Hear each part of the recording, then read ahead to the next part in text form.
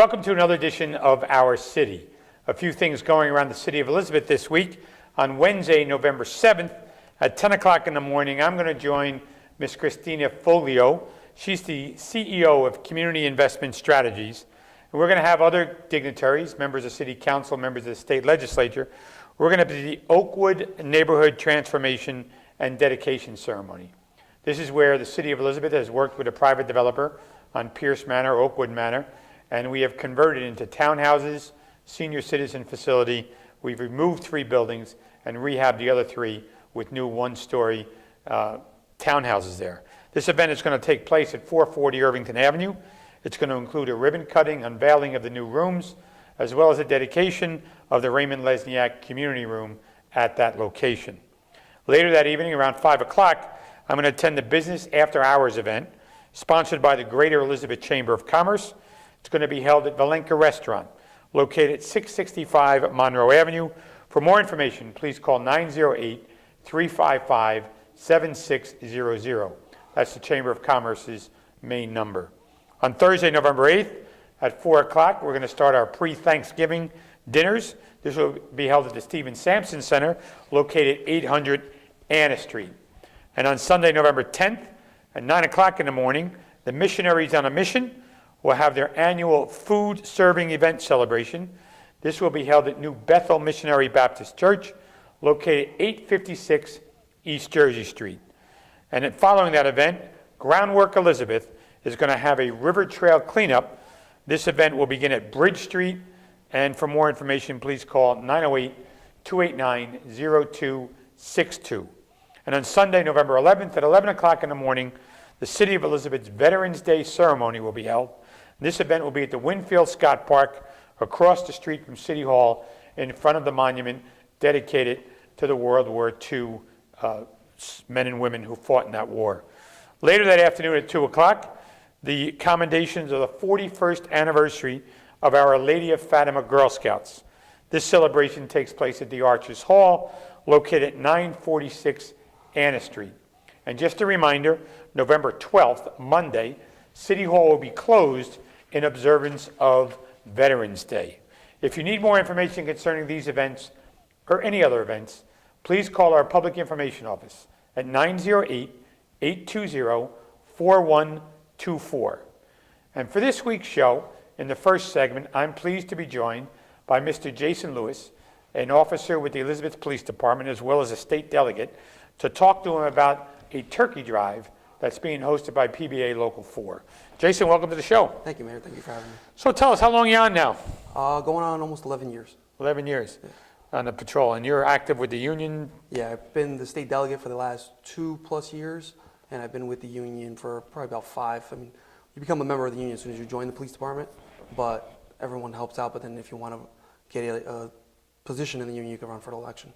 So Jason, you took the test 11 years ago, and did you ever think this was going to be your career? You always wanted to be a police officer. What was your thought process back then? Yeah, since I was a kid growing up in the North End, I saw a lot of local officers, got to know a lot of guys, and wanting to be an officer was one of the things I thought about. And once I took the test, got a good enough score, and I succeeded, and so far, so good. I first met you working in Danny's Pizza, right? Yeah, about a long, long time ago. Yeah, you were a young little guy. kid. Yeah.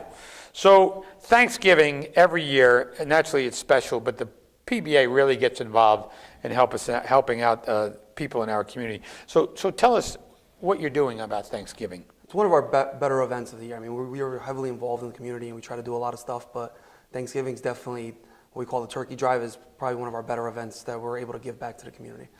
How many years are you doing this? It's been since well before I was a police officer. It's since the late 90s, so about 20 years now it's been going. And the tradition, how did it start? An idea in a PBA meeting? Yeah, I think if you talk to our predecessors, just within the board itself, they kind of thought of what was a good way to give back to the community, and the thought was, I think it started off real slow with, let's buy a few turkeys and kind of donate them as we see fit, like as we can help out. And over the years, it's just exploded to the point where we give out somewhere near 300 turkeys or a little bit more each year. So who does the PBA actually buy the turkeys? We buy a good amount, and then we also have some amounts that are donated throughout various organizations that we've made contacts with over the years. And how do you decide who gets 300 turkeys? Well, it's a combination of, we give them out through the Board of Ed, we go to a lot of the schools and we give them out to the neediest families. So we make our contacts there and kind of try to figure out who's the neediest of it. And then we also get in touch with our church groups and other organizations to see, they run their own thing, so we kind of help them out. They take up collections, so we're a part of, we get our collection and then we kind of pass it out to the churches as well. So Jason, where do you store 300 turkeys leading up to the delivery? Well, the good thing is this time of year is colder, so the day before we pick them up, they're frozen. Barring us getting like a winter summer here, they stay overnight. We go and pick up like a box truck. U-Haul helps us out, pick up a box truck, and we kind of just store all of them overnight. And the Friday before Thanksgiving, we rally up. That's where we get like a real good amount of participation. We get retired guys come out. I mean, our local, like our members come out. But it's one that everyone likes to get involved in because you go out and you give these turkeys and it just gives you a nice feeling of giving back. So you actually deliver the turkeys as well. The police officers deliver them. Yeah, well, we muster up at St. Hedwig's at the church because it has a big enough parking lot. They help us out. They donate their parking lot. And we basically put together all these turkeys and canned goods and we start bagging them up. So, I mean, any given year we have about 50 volunteers. So you're not only doing turkeys, you're putting canned goods and supplements to the meal together as well. Yeah, we probably have anywhere from 3 to 4 canned goods per bag, anywhere from like yams, green string beans, potatoes, anything that we can get donated. I mean, obviously we're not picky with it. We're just whatever we can get and we can help out with and redistribute, then we take. So is it open to everyone, Jason? How do you get on the list? Or no, we kind of just between our church groups and the Board of Ed, we kind of keep it limited. Unfortunately, we'd love to hand out well over 1,000, but I mean we're limited to what we have, so we've kind of constrained it to the method that we've done so far. So are there some families that are repeat families? We kind of don't get involved with like who the families are. We kind of, this way it's not an anonymous thing, but we kind of just go with what's the most important through the Board of Ed and through the church groups, and then they get to decide who they... It's probably better this way. This way you're not picking them. Right, we don't want to have to pick and choose between them. And then when we go to the schools, the kids that were chosen, they come out and we give it to them and they get to take it home at the end of the day. So Jason, how many sponsors do you get for this event? And you want to name some of those sponsors? No, I mean, we get a good amount of like, with a couple of these things, we have a real good relationship with organizations that they kind of just give them to us and they say, listen, whatever you guys do to help, we appreciate it, and they help us out, and then we in turn are able to help out the community. So, and the turkeys range, what, about 14 pounds? Yeah, I mean, it sounds like you're having an okay morning. It's a Friday morning, but I'll tell you what, everybody gets out of there pretty tired because you got this box truck. I mean, we've had pictures up on social media the past couple of years, and even the State PBA magazine last year came and did like a nice cover for us, and you're in there. I mean, you have the box truck. Everyone's like, we have a nice like assembly line going, passing the turkeys, but you get tired at the end of the day. And then what happens? The turkeys go in different vans and people take so we basically like, again, volunteers are amazing. We have a decent amount of volunteers. Whoever has a pickup truck, we get about 4 or 5 pickup trucks that come, and we kind of divvy out like, all right, we're going to pass them out throughout the city of Elizabeth. So if you're downtown, you might take 30 turkeys in your truck and go downtown. If you're midtown, so on and so forth. And so basically all of Elizabeth is covered in some different areas. Yeah, either between a school or a church group, we pretty much try to divide throughout the city as much as we can. So the people that receive the turkeys, are they surprised or they kind of know it's coming?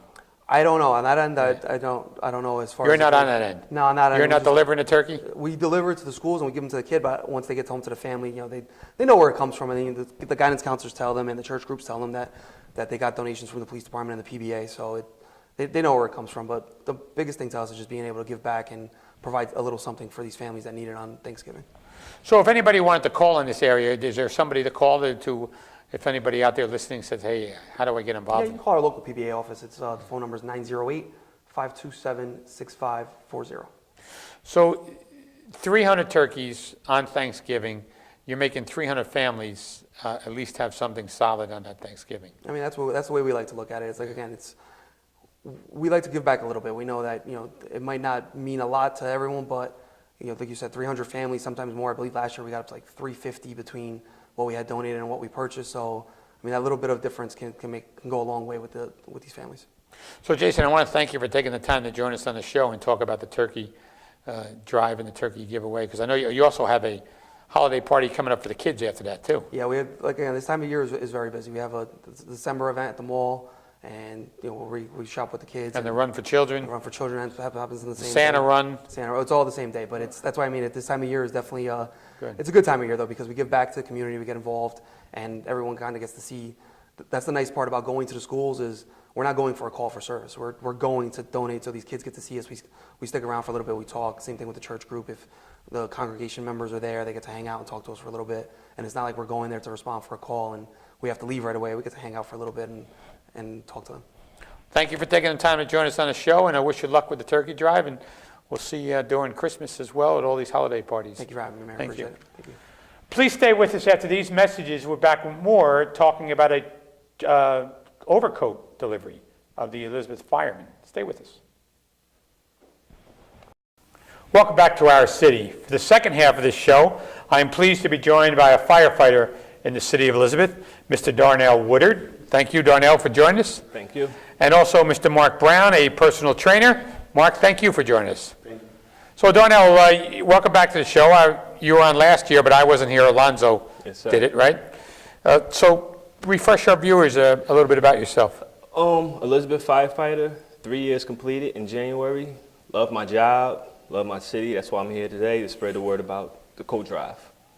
So, are you an Elizabeth kid, born and bred here? Born and bred. Yeah? Yes. Where at? What street? I grew up on Anna and Henry Street, 426 Henry Street to be exact. Right. Oh, so, did you go to schools over there? I graduated from Elizabeth High School. I attended middle school at Baton Middle School. Graduated in 2006. Who was your principal then? Candelino? No. I don't remember. Testing your memory. I don't know. Jeez. Mark, physical trainer? Personal trainer. Personal trainer. Owner of Bodies by Mac, and on 347 Vine Street. It's actually where the coat drive will be held. That's where we'll be collecting coats. A lifetime Elizabeth resident. Went to Elizabeth High School, played football, track and field. So yeah. So you know Todd Bowles, the coach of the Jets, Yes, yeah. absolutely. We got a guy that works here, Darren, who's going to be on the next show, actually. Okay. Played football with them in the 1980 and 81. wow. Nice. Yeah. And did you watch the game yesterday? No, I didn't. No. Working. You were working, yeah. So it turns out the coach of the Chicago Bears, his father, his name is Nagy, was the defensive coach here in the 1980s Wow. for the high school. Wow. So you had two Elizabeth kids coaching against each other. So that's something. Yeah. Amazing. Great city, right? Yeah, why not? So, did you go to school or anything for physical training or personal trainer? Well, yeah, we basically have to take like a course, and you have to do like a couple, like 100 and something hours, like at a gym and things like that. And I was already working at NJ Fitness, and then I finally just branched off and started my own business. So you're like certified or something as a personal trainer, Absolutely, right? yes. Right. Is this guy one of your clients? It started out actually as one of my first clients. I You did? got him into exercising probably, 10 years? About 10 years, ago. roughly about 10 years ago, because I always stayed active. I played for the basketball team. Always played that since I was a kid. After high school, started getting into weights and then amateur box for a small period of time, and just kept it going since then. Just staying in shape, being healthy. So he's helpful. Very, Very. very. Okay. Put me on the spot. I did. Could you imagine you said you weren't helpful? I mean, what kind of answer would that have been, right, Mark? So the Winter Project Initiative, how did this come about, Darnell? Well, we at the gym, NJ Fitness, he just mentioned, we was leaving there one day, and unfortunately, we would see a lot of homeless people there around in the area, and we decided that we wanted to make a change and help giving coats and things of that nature, because during the wintertime is usually when we see the most people when they're out there, and it's cold, and and it affects me seeing it, so we wanted to move on it. And you have other help from other firemen? Absolutely. Well, I'm located Engine 6, Tour 2. A lot of guys in my house help, amongst other tours. Last year, the union, they gave us a check, donated. We bought coats with it. We got a lot of support from everyone on the job, for sure. So Engine 6 is located where? 472 Catherine Street. So that used to be, in the old days, before you were born.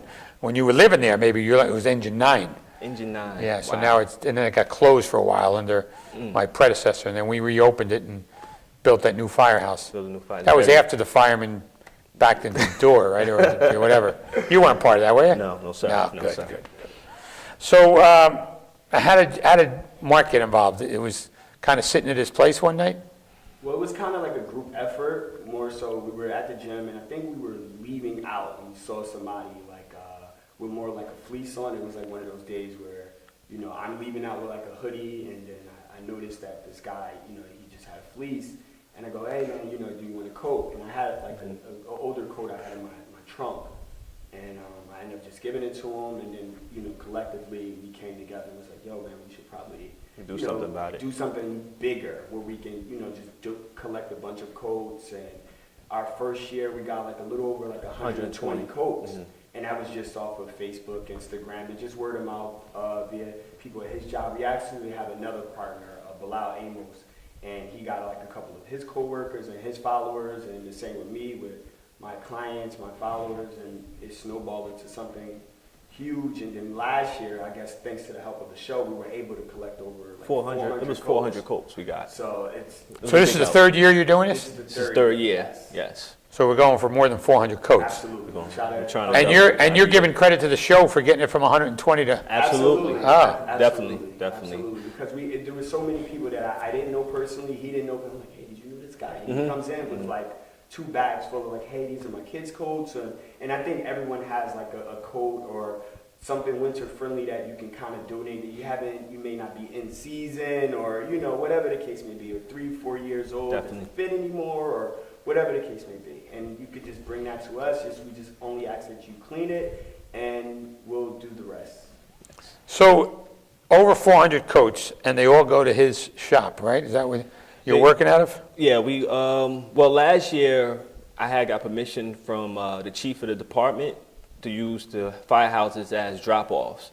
This year, I'm in a process of confirming if we'll be able to do that this year, so I don't want to say exactly yet. Until, Well, yeah, I'll give you permission.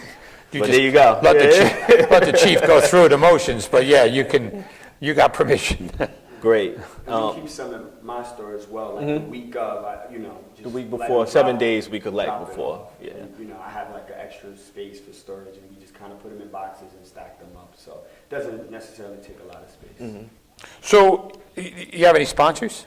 No sponsors. This is it? This is independent. It's just us. Like he said previously, we just came up with the idea. We just wanted to help, and it was pure. It wasn't. We not looking for any money, no donation as far as that. We just want people to come out, help us with coats, winter friendly things, and we can. Scarves, So you'll take scarves and gloves and things like that too, Absolutely. right? Definitely. So is the collection open to anybody who wants to make a donation? Absolutely. Yeah. Yes, sir. So, and how do they do that? How do they make a donation? Is there a number to call? You can bring it to my store. It's located 347 Vine Street, Elizabeth, New Jersey. That's in the Elmora section. And we both have email addresses where you can just reach out to us if I'm not at the store or he's at work or however it plays out.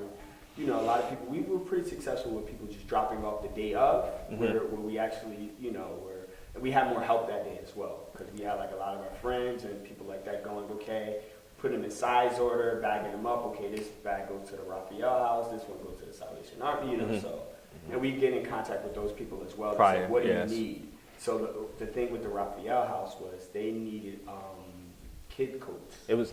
Well, ladies and kids are there, Ladies right? and kids there. And they were saying like, hey, if you get any like snowsuits for infants, you know, that'd be great for us, because they just got in like it was like 7 or 8 new infants. So actually, the check from the fire department, we used part of that money to buy the new snowsuits and stuff. So Darnell, now that we talked about the firehouses, they can be dropped off there as well. Yes. They got a captain in each firehouse or something like that, or you just let them know? Well, we just let all the tourists know what was going on as far as the coat drive. What we did last year, we had we just put boxes, and we had flyers with the coat drive, and people, the employees, people that lived in the city, they would come and drop it off. And at the week of, I was collecting. I brought them back to the store. We organized the sizes and colors and things like that, and that's when we gave everything out. So do you just deal with the winter coats, or what happens if somebody drops something else off? Do you make sure it finds a home, or? Everything we pretty much got last year. Everybody was good with giving us winter-friendly apparel, so we didn't really have an issue with giving everything out because it was kind of, you know, right into what we asked for. And what time do the collections take place? We start at 11:30. Well, the actual drive or the. Yeah, how do, you know, when people actually, we're going to get to the drive in a minute. How do, Well, we all day at the firehouse, I guess, right? Yeah, all day at the firehouse. we're pushing for people to do it a week before the actual date, which is December 15th. So December 8th, around that time, people can start dropping them off at the firehouses, at his store, and so we can have time to organize everything. So December 15th is the day you give them out? Yeah. That's the Okay, day. and what happens that day? That's the day where I guess like it's a Saturday, so a lot of people they just kind of come out and go like, hey, this is the day of the coat drive. Let me drop this off. Some people may work that day, or hey, I'm busy that day. Can I drop it off the day before? That's what those people are more so for the days prior. Before, and then after that day up, that's kind of like for people that want to help out and go, hey, I can help fold these up, or I can help put these in size order, or if you need me to make a run, because the Salvation Army on Division. Correct? Division. They closed at a certain time. No, well, it wasn't the sub. Yeah, they closed at a certain time. They had a soup kitchen. Yeah. And she would say that we have like a big crowd of people at a certain time, so we didn't want to miss that crowd. Yeah. So Darnell and my the other partner, they were able to like still run down there while I still was able like to welcome people at my store. Yeah, we was doing a lot of running around last year. It was definitely a lot of hard work.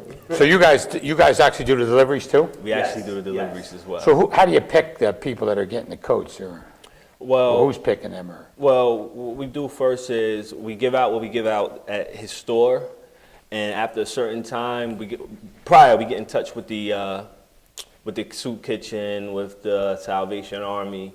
We get in touch with those guys, and then we let them know how many we have, whether it be girl coats, boy coats, men, women, and they tell us what we need, tell us what they need, and we bring it to them. And so you actually see some of these people actually wearing the coats at some point? Yes. Yes. So a funny story. They brought the coats down to the guys at the Salvation Army. He goes, "You have this in black?" Oh man! How cool is that? 20 20 degrees, you give him a coat, but he wants it in black. Yeah. And I actually seen on shift at that same soup kitchen, we had a call there, and I seen one of the people that we gave a coat to. He came up to me and thanked me. So that would really makes me appreciate what we're doing right now. To see people actually wearing the coats that need it and things like that. Must feel really good, Yeah. So how can viewers, if they want to, what's a phone number, what's an email? You gave us the address, you can give it to us again, plus all the firehouses.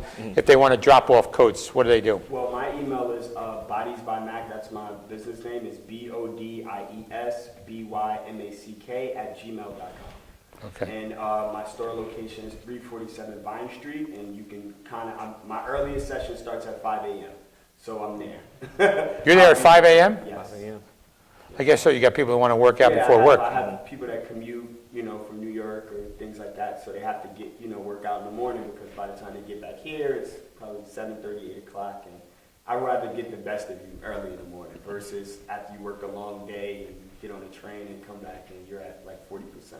Right. My email address is darnellwoodard@gmail.com. If anybody have any questions or anything about the coat drive, they can get in contact with me there. Or they can call the fire department. Or they can call the fire department. Or drop them, or just go by and... Or they could go by and drop them off, yep. That's good. So I want to thank you guys for taking the time to join us on the show. I appreciate all of the work that you do. I think it's absolutely terrific, and it must be really special when you see somebody who's struggling wearing one of the coats that you were able to get them. So, thank you. I want to thank Mr. Darnell Woodard, Mr. Mark Brown, and all of their efforts on the coat drive. I also want to thank Mr. Jason Lewis, who was on the first segment of the show about the turkey giveaway. And as we approach the holiday season, may you all be safe, and we'll see you next week on another edition of Our City.